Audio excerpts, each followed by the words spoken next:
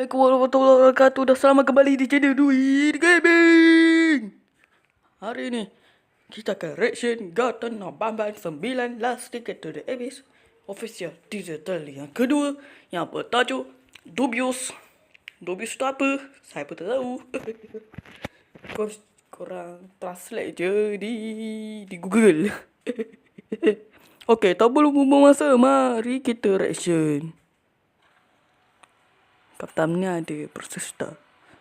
Oh, sedar dah ada. Ayo. Bawa pedang dia. Macam mesin Banban. Ini ada kat gambar tu guys. Ini ada kat gambar semua guys. Gambar di Steam guys. Anak Renzo. Dia bicara. Ada buku.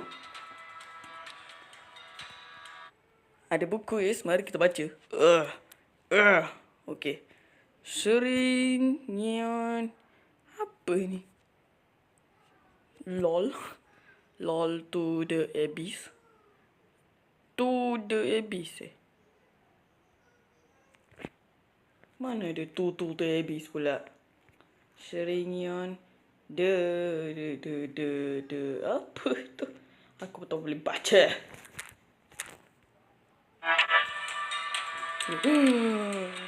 Stop.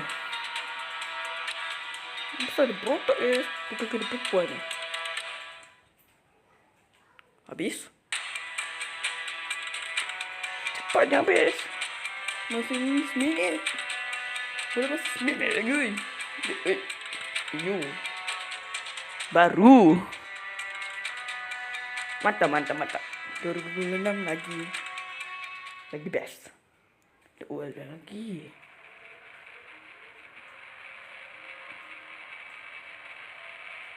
Apa tu? Ada orang. Dah habis makan apa guys? Sonic.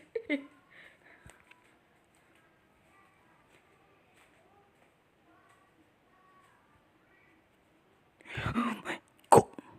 Tadi ada orang. Orang dia besar. Macam pada zaman dahulu.